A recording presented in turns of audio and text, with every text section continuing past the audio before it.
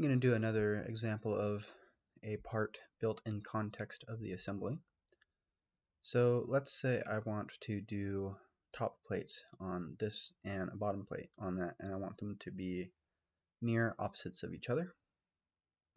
What we can do is let's first put in a plane in the middle.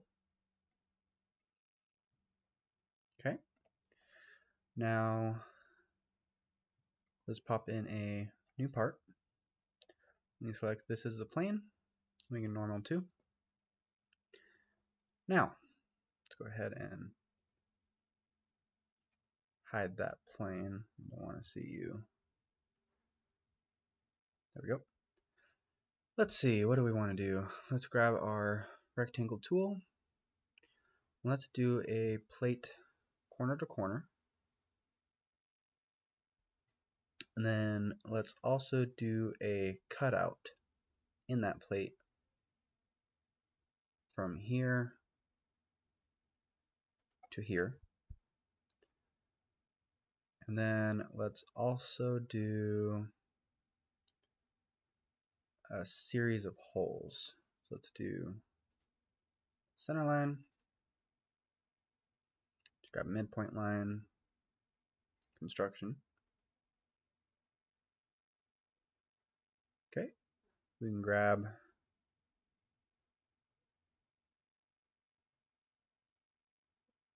three holes, set that to half. So let's set that to a quarter. We can then set these equal to each other. Let's set the distance between the three at 1.5. 1.5.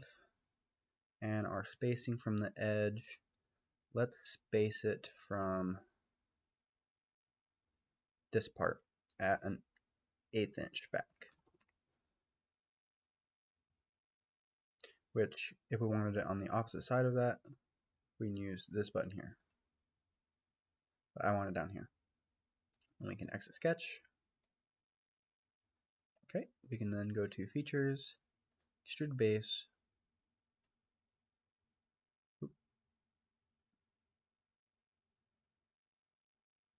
Click our sketch, features, extruded base, and then select our contours. Let's extrude that guy. Extrude him blind. Let's do 1/4 inch. Hit click. Alright, now I want a opposite copy on the bottom. So now we can go assembly features. Under linear component pattern, we can go to mirror components, mirror plane. We can then again use this drop down arrow to see our tree. Let's pick our plane that we just put in.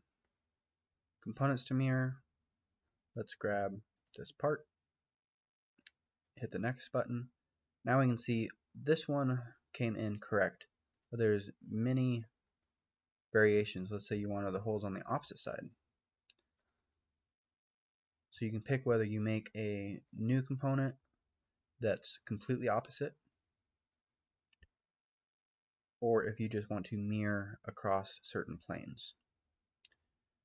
With complex geometry, you might need to make a complete copy of it and have the mirrored features such that it has to be an entirely new part, just not just twisted around the axes.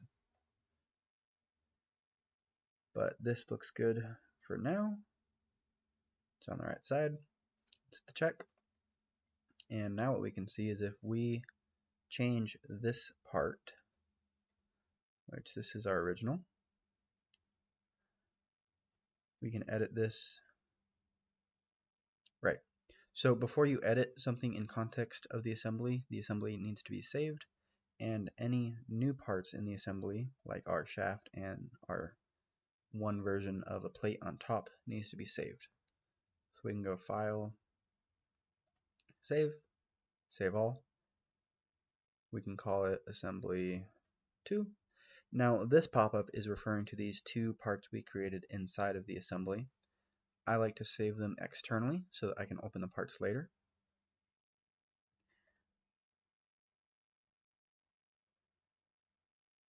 Hit OK. Now that just saved it under these names. You can also rename these. Let's say ASM Demo 1 pin. Temporarily rename the document. Rebuild it. Let's rename this, which you can, should be a rename option. Well, you can double click it.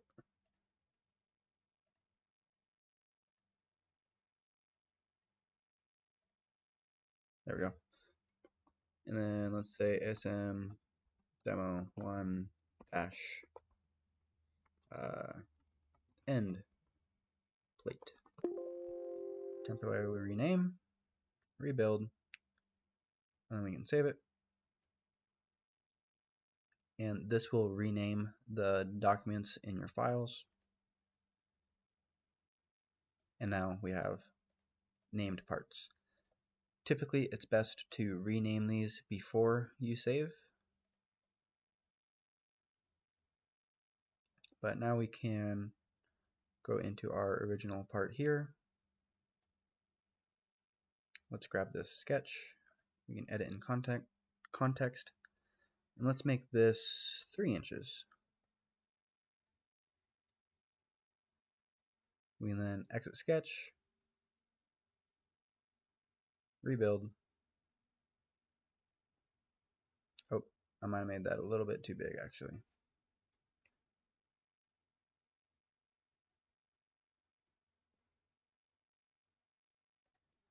Make that 2.5.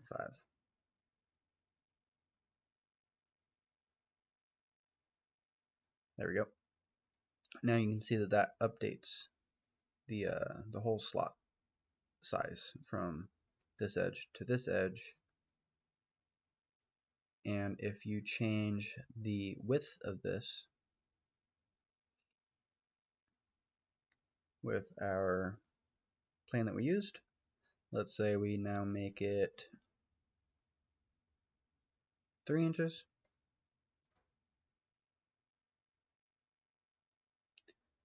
We can then rebuild.